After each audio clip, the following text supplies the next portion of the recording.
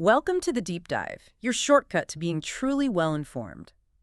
Today, we're plunging headfirst into something, well, fundamental.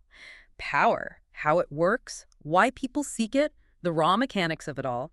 And our guide for this is The 48 Laws of Power. It's a book people talk about a lot, often with strong feelings. Exactly. And look, we're not here to say these laws are morally right, not at all. But we want to dissect it, treat it like a strategic handbook. It offers this unique lens on influence, doesn't it? On human interaction. It really does. What's striking is the sheer scope. It tries to distill insights from, over 3,000 years of history? Yeah, it's ambitious. It claims to show why some people rise, reach these incredible heights, while others just fall. Our mission, really, is to unpack that, to find the surprising facts, the core ideas, and help you see those subtle power dynamics playing out around us. Okay, so let's start with something that feels foundational to almost all these laws. Perception. It seems so much of power isn't about who you actually are. Who people think you are. Yes. It's all about shaping appearance. Which leads us right into Law 4. Always say less than necessary. And the idea here isn't just, don't say stupid things. It's deeper. It's about the psychological weight of silence. How so? Well, if you talk too much, explain everything, you become ordinary. Easy to figure out, easy to dismiss. But if you're concise, even a bit vague. You create mystery. Exactly. An aura. You force others to interpret, to fill in the gaps, and often they fill them in ways that make you seem more impressive, more profound than you might actually be. That's fascinating. It's not just your words, but the space around them.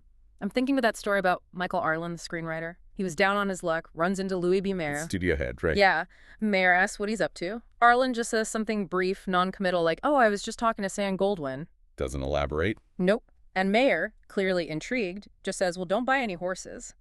Instantly, Arlen seems important, connected, all from saying almost nothing. It's a perfect example. Or think about Louis XIV's court. Sun King. Right. His courtiers would debate endlessly, trying to impress. But the king, he'd speak rarely, concisely. And when he did, even trivial things sounded like major pronouncements, weighty. Because he controlled the scarcity of his words. Precisely. And people project onto that silence. They read into it. Often they read positive things, things that give you an advantage.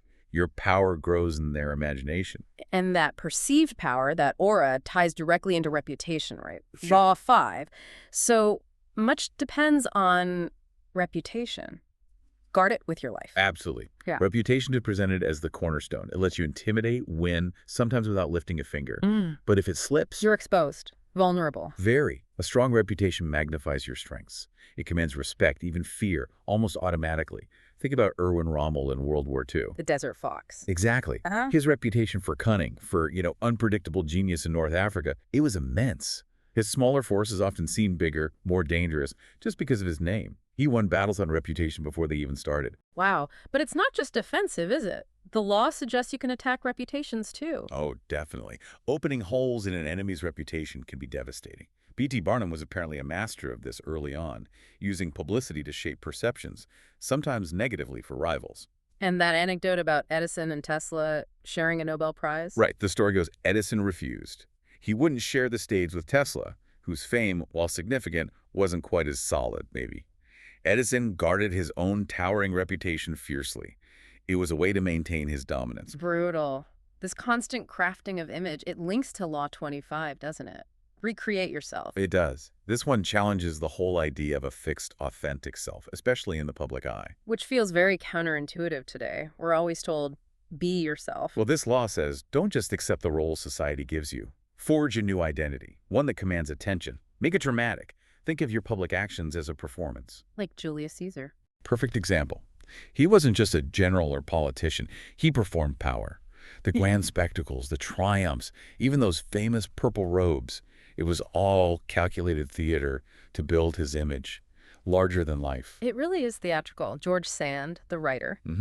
Adopted male dress, smoked cigars, talked like a man. But not because she wanted to be a man, right? It was a strategy. A performance. To gain access, freedom, power in a male-dominated world. A conscious creation for public consumption. Or FDR's 100 Days, that dramatic shift. Yes, the period of silence after the election, then boom, a whirlwind of action. It created this incredible sense of anticipation, then decisiveness. Made him look like the savior figure the country needed. So power requires acting skills. In a sense, yes, self-control, molding your appearance, your emotions, your actions to fit the situation. Like Proteus, the Greek sea god who could change shape. It's about controlling perception, controlling what's in other people's heads. Okay, so controlling perception is key. But what about actively influencing actions? Getting people to do what you want, maybe without them even realizing it. That seems darker, more manipulative. Well, this is where we get into strategies of subtle influence and, yes, sometimes deception. Take Law 12. Use selective honesty and generosity. Selective honesty sounds like an oxymoron. It does, but the idea is powerful. One single, sincere-seeming act of honesty or generosity can apparently cover up a whole lot of dishonesty. Why would that work? Because people want to trust.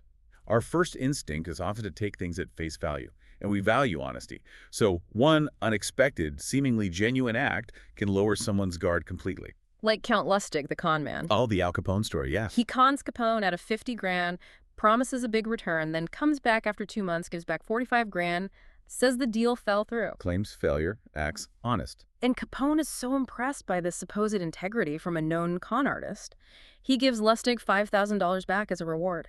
It's incredible, isn't it? Lustig played on Capone's expectations and flipped them. Or Duke Wu of Chang in ancient China, showering a rival kingdom with gifts, making them feel safe. Right before attacking them. Lowering their guard through generosity? It's a calculated move to create vulnerability. And that ties into needing information, which is Law 14. Pose as a friend, work as a spy. Okay, work as a spy sounds pretty intense. It basically means knowledge is power. Knowing your rivals, even your allies' secrets, their weaknesses, their real intentions, that gives you immense control over events. So how do you get that knowledge without, obviously spying? You gather intelligence subtly. Joseph Duveen, the art dealer. The one who sold to all the millionaires? Right. He reportedly had his clients' household staff butlers, maids, on his own payroll. Seriously? That's the story. Gave him inside info on their tastes, their insecurities, when they might be receptive to buying a particular painting. He seemed charming, intuitive, but he was collecting data. Wow. That's thorough. It reminds me of that tactic mentioned about a king testing his courtiers. Ah, yes, giving one courtier some false secret information about another. And then watching to see if the second courtier's behavior changes. If it doesn't, the first one kept the secret. Loyal. Gets promoted. It's a way to gauge loyalty and information flow indirectly. Very cunning. Okay, but what if you have to do something unpleasant? Something that could damage your carefully crafted reputation? That brings us to Law 26. Keep your hands clean. Meaning, use scapegoats, use intermediaries, let someone else take the fall or do the dirty work so you appear virtuous, efficient, uninvolved in anything messy. This feels ruthless. Like Chow in China, the grain shortage story. Army's about to mutiny.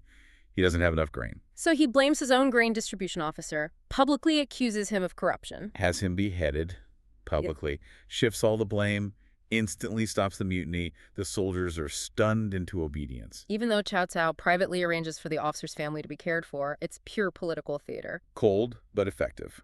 Or Cesar Borgia. With his minister, De Orco. De Orco was brutal in pacifying a region for Borgia, making enemies.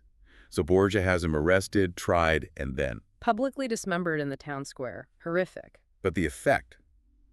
The people who hated De Orco saw Borgia as a dispenser of justice, not the source of the cruelty. He distanced himself from the brutality while still benefiting from it, kept his hands clean, publicly at least. It's a pattern, isn't it? Using others. Mao letting the Japanese weaken the nationalists in the Chinese Civil War. Using them as a cat's paw, as the book puts it, letting an enemy do your dirty work for you. It preserves your own strength while achieving your objective. These laws really show power isn't always about direct force. It's often manipulation, strategy, playing the long game. Definitely. Let's shift then to how you manage relationships and resources strategically, because it's not just about perception or deception, it's about building a solid foundation. Absolutely. And that brings us to Law 11, make people dependent on you. Okay, so this isn't just about being liked or respected. No, it's about being needed. The idea is the true, lasting power comes not just from your own strength, but from others relying on your unique skills or services. Make yourself indispensable. So they can't easily get rid of you. Exactly. Because the cost to them would be too high. Otto von Bismarck is a great example. In Prussia? Yes. Early in his career, he had few allies. Instead of trying to join the powerful factions where he might be sidelined, he deliberately allied himself with weaker rulers. Why? Because they needed him. They became dependent on his intelligence, his skills. It gave him incredible leverage over them. That's smart. It reminds me of Harry Cohn, the studio head at Columbia Pictures. The anti-communist. Right. But he refused to fire John Howard Lawson, a screenwriter accused of being a communist during the Red Scare. Everyone else was getting blacklisted. But Cohn kept him. Yes, because Lawson wrote for Humphrey Bogart, and Bogart was Cohn's biggest star. That chain of dependence, Cohn needed Bogart, Bogart needed Lawson, it trumped politics. Lawson was indispensable. A perfect illustration. And this idea of controlling relationships, not being controlled by them, connects to Law 20. Do not commit to anyone. That sounds isolating. It can seem that way, but strategically, the argument is that commitment limits your freedom. It makes you predictable, vulnerable. If you remain independent, aloof. You become more desirable. You force others to court you. You maintain the initiative. You don't get dragged into their conflicts or obligations. Who really mastered this? Queen Elizabeth I is the classic case study. The Virgin Queen. Or refused to marry. Right. Played potential suitors and entire nations off against each other for decades. She kept everyone hoping, kept them guessing, but never gave away her independence or her kingdom's power by committing to one alliance. Masterful. What about in other fields? Picasso. Once he was famous, he never tied himself to a single art dealer. He kept them all competing for his latest work, gave him total control over his market and his art. And Isabella d'Este in Renaissance Italy, navigating those complex politics. She did it by appearing interested in all the powerful factions, offering help, gathering information, but never fully aligning with any single one. Her court became this neutral, respected ground everyone needed, precisely because she wasn't committed. She was the hub. Maintaining independence seems key, which probably relates to Law 40. Despise the free lunch. Exactly. Nothing is truly free. What's the danger then? Taking a gift? The danger is the hidden string, the obligation. Free offers can be traps designed to create gratitude, guilt, or dependence. Paying your own way ensures your independence. You owe nothing. So accepting favors actually weakens you. It can, subtly. It creates a debt, even if it's just psychological. Consider the Duchess of Marlborough and the architect Van Brugh. Building Blenheim Palace? She had immense wealth, but deliberately withheld payments from him. Sadistically, really. It wasn't about the money. It was a power play, keeping him dependent, reminding him who was in charge. He died apparently unable to even enter his greatest creation because she controlled the purse strings. That's incredibly cruel, a stark contrast to someone like Baron de Rothschild in France. Who did the opposite in a way. He spent lavishly, almost wasting money on French culture, art, opera, charities. Why? To overcome the perception of being a greedy foreign banker, he essentially bought his social acceptance, paying his way into the elite by demonstrating generosity and cultural investment. He paid and gained independence from negative stereotypes. Okay, we've covered perception, deception, relationships. Now let's get into the sharp end. Confrontation, timing, attack. Mastering the actual flow of power struggles. Right. And this section starts with perhaps the most brutal law, Law 15. Crush your enemy. Totally. No half measures. None. The argument is stark. A wounded enemy will recover and seek revenge. If you're in a conflict you intend to win, you must eliminate the threat completely. Annihilation or rendering them utterly powerless is the only guarantee against future trouble. The story of Liu Pang and Xiang Yu in ancient China really hammers this home. It's chilling. Xiang Yu keeps capturing Liu Pang, or his family. Captures Liu's father, threatens to boil him. And Liu basically says, go ahead, but send me some soup, since we're sworn brothers and he's your father too. Ice cold. While Xiang keeps showing mercy, letting Liu escape. And every time, Liu comes back stronger, until he finally defeats Xiang, driving him to suicide. Xiang's mercy was his downfall. Liu's ruthlessness secured his victory. A brutal lesson in finality. So if you can't crush something, what then? That sounds like Law 36. Disdain things you cannot have. Exactly. If you show desire for something you can't get, you make yourself look weak.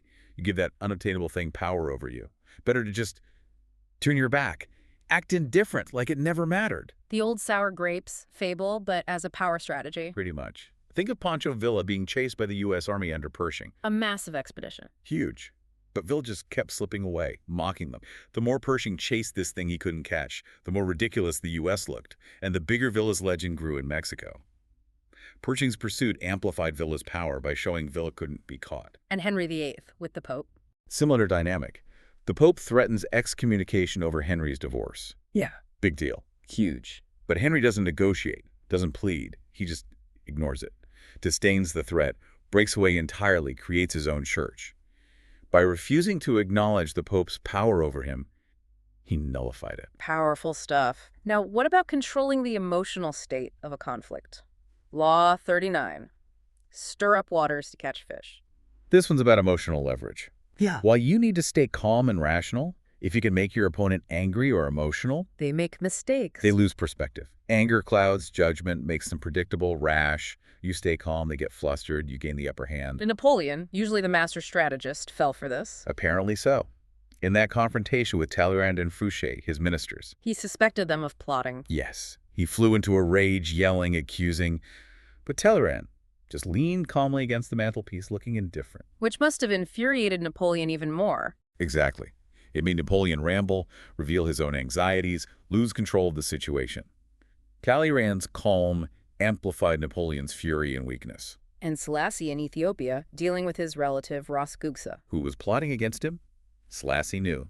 So instead of confronting him directly, he ordered Gugsa to lead an army against some rebellious tribe Selassie had previously ignored. Put him in an impossible position. Forced his hand. Gugsa had to either refuse, revealing his disloyalty, or march to a likely defeat, weakening him. He marched, was defeated, and his plot collapsed. Selassie stirred the waters, forced Gugsa out into the open. Very calculated. Okay, what if the problem isn't widespread emotion, but one specific troublemaker? Law 42. Strike the shepherd and the sheep will scatter. This identifies that often resistance or trouble originates from a single strong leader, the shepherd. If you neutralize that key individual, The followers lose direction, disperse. precisely. Take Pope Boniface VIII wanting control of Tuscany. Florence was resisting strongly. And Dante Alighieri was a key figure there. Eloquent speaker, passionate defender of the Republic, the intellectual and moral backbone, the shepherd. Boniface couldn't easily attack Florence directly.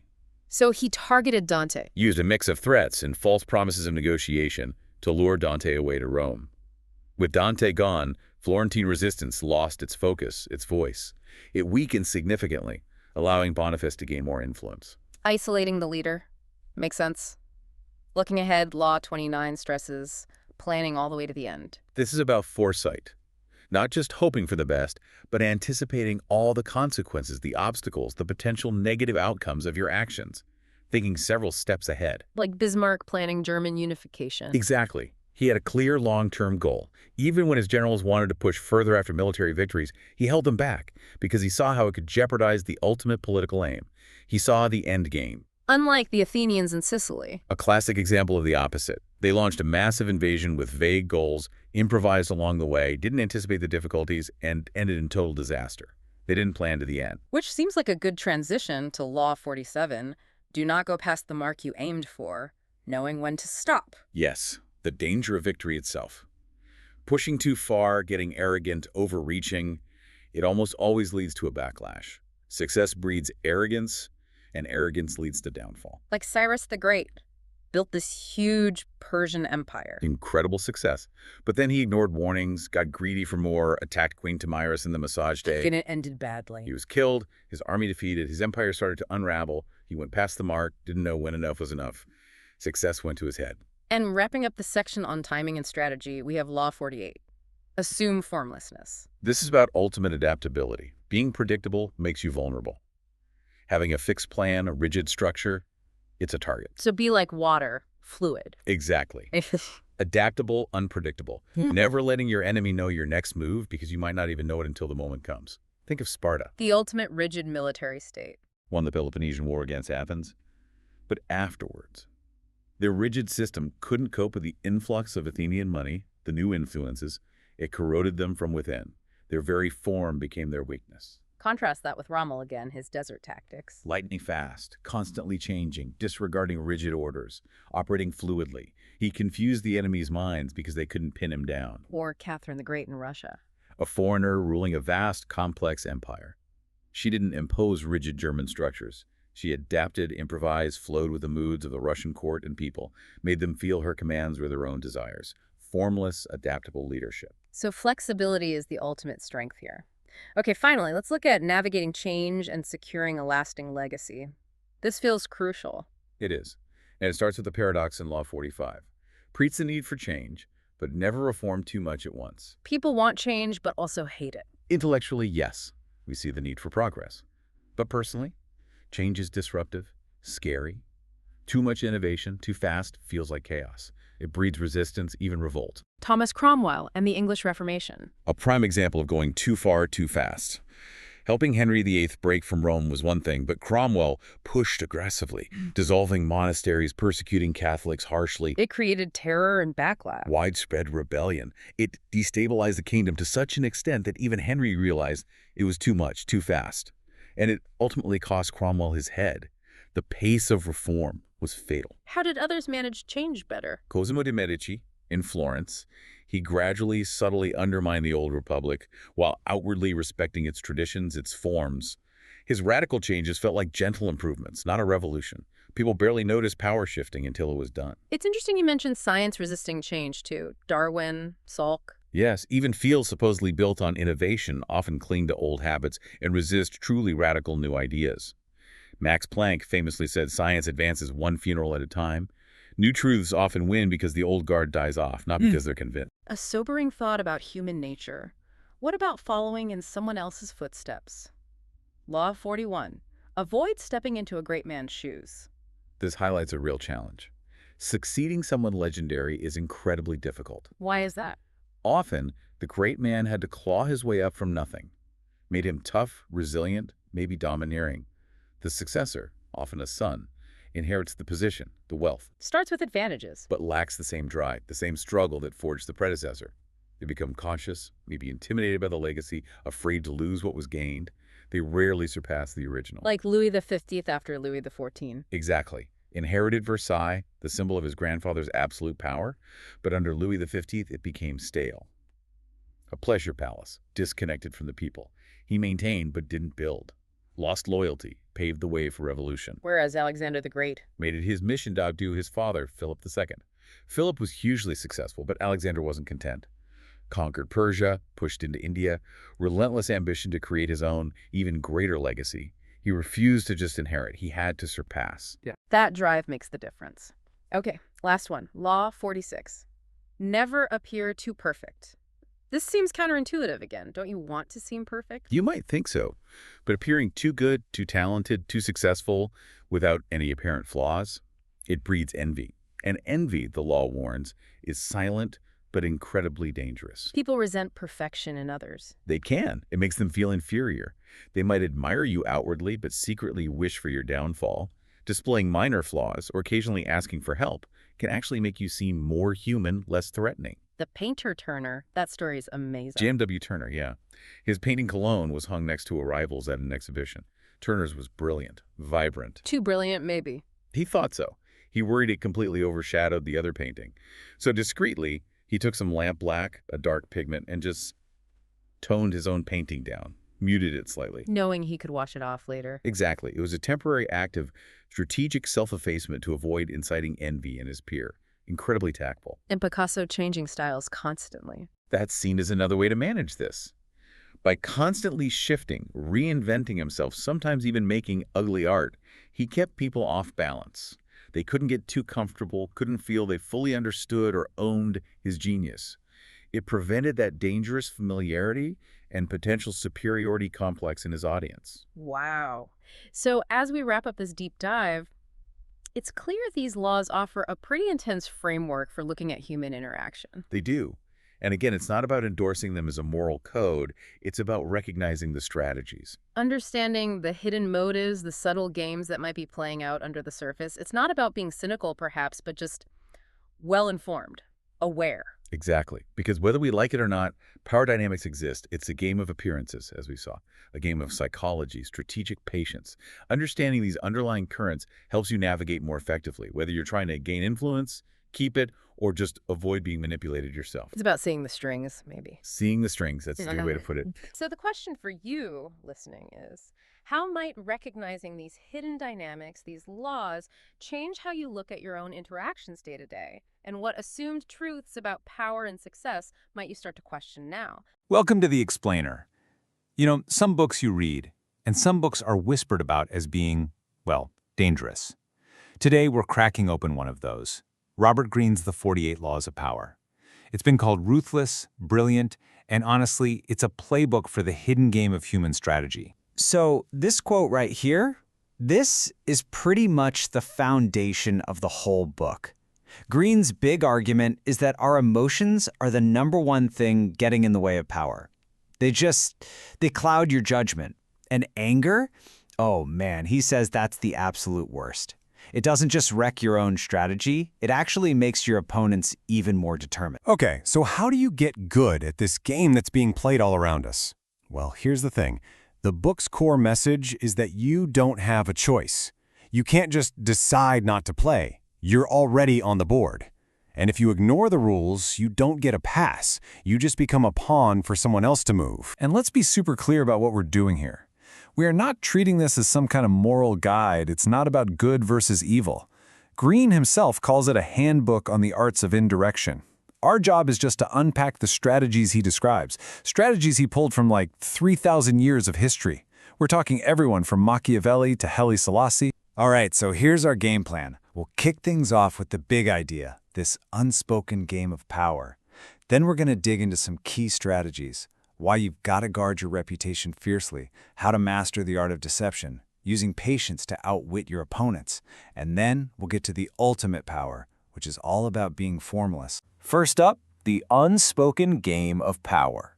Now, the book's fundamental claim is that this whole power thing, it isn't just for politicians or big-shot CEOs. Nope.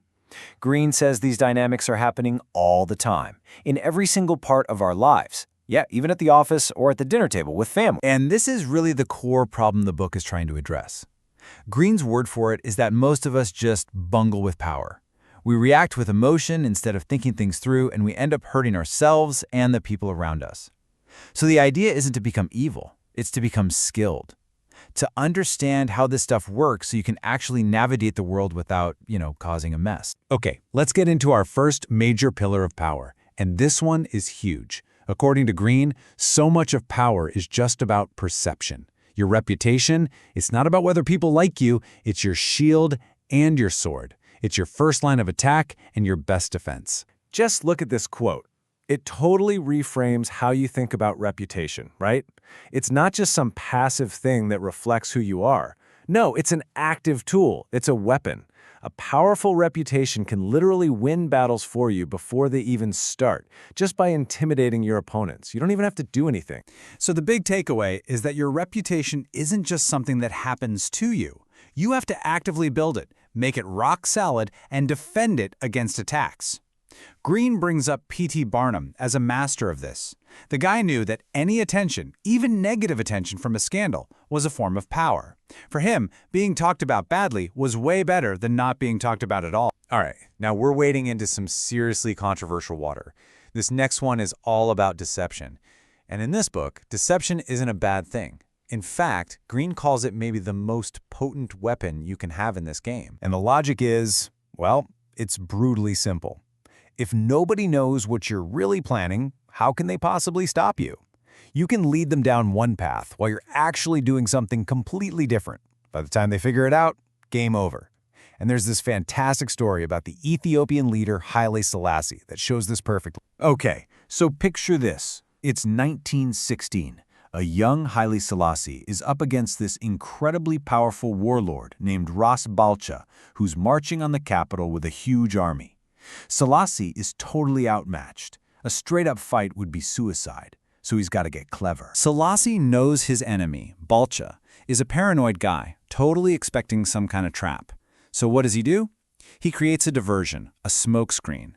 He invites Balcha to a fancy banquet, but at the same time, he stages this massive, loud, impossible-to-miss military parade a few miles away. It's the perfect decoy to grab the attention of a suspicious mind. So, while Balcha's main army is gawking at this big, flashy military show, Selassie's men are making their real move. They quietly slip in, surround the banquet hall, and disarm Balch's personal bodyguards. Just like that, the warlord is powerless, totally stripped of his protection. He has no choice but to surrender. And the best part? Not a single shot was fired. And this is what makes that story so brilliant. It shows how you can use an opponent's own psychology against them. Selassie gave the paranoid guy exactly what he was looking for, an obvious threat, and that fixation totally blinded him to the real danger, which was happening right behind him. Okay, so moving on from deception, let's talk about the bigger picture, long-term strategy, because this is where a lot of people get it wrong.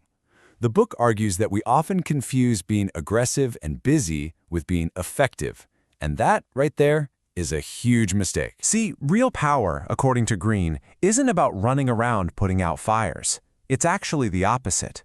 It's about being patient, setting traps, and making other people come to you. It's the difference between being a chess player who is always reacting and being the player who sets the board so your opponent has no choice but to walk into your plan. Patience is your ultimate defense against making a stupid move. And this all connects to this amazing Italian concept called sprezzatura. It basically means making really difficult things look totally effortless. You hide all the hard work, all the practice, all the clever tricks. Why? Because when people don't see you sweat, your achievements look more impressive, almost godlike. And that is way, way more intimidating. And now we get to the final law, Law 48.